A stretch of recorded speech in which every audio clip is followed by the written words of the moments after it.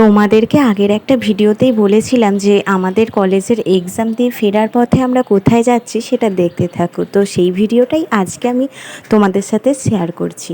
তো আজকে আমরা চলে গিয়েছিলাম আমার হারমোনিয়াম কিনতে, নতুন হারমোনিয়াম কিনবো বলে গিয়েছিলাম। কারণ তোমরা আগের একটা ভিডিওটা দেখেইছো যে আমার হারমোনিয়ামটা কিন্তু একদমই খারাপ হয়ে গেছে।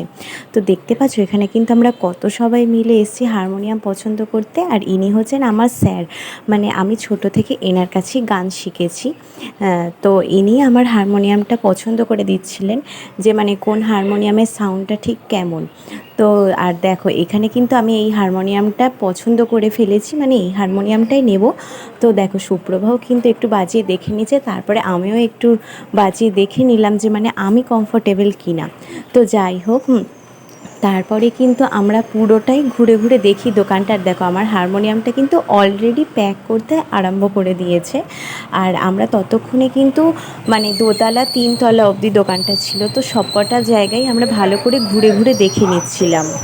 আর এই হারমোনিয়ামটা না আমার ভীষণ পছন্দ হয়েছে। এটা হচ্ছে একটা চেঞ্জার হারমোনিয়াম, কিন্তু এর দামটা যেহেতু অনেকটাই বেশি ছিল তো সেই জন্য আমি এই মুহূর্তে এটা নিতে পারিনি। তো তোমরা যদি সকলে আমাকে সাপোর্ট করো বা পাশে থাকো, আশা করি কোনো না কোনো দিন আমি নিতে পারবো। তো যাই হোক, আমি এখন নিয়েছি একটা নর্মালি বক্স হারমোনিয়াম। তো আগেরটা দেখেইছো আমার বক্স হারমোনিয়াম ছিল না, তো সেই জন্যই আমি এবারে একটা বক্স হারমোনিয়াম নিয়েছি। তো হারমোনিয়ামটা আমার তো ভীষণ পছন্দ হয়েছে।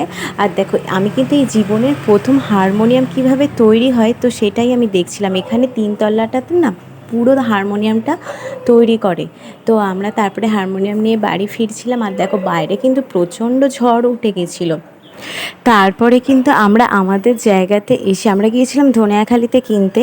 তো আমরা পুইনান এসে সামান্য কিছু খাওয়া দাওয়া করে বাড়ি চলে আসি। তো ভিডিওটা এটুকুই, টাটা।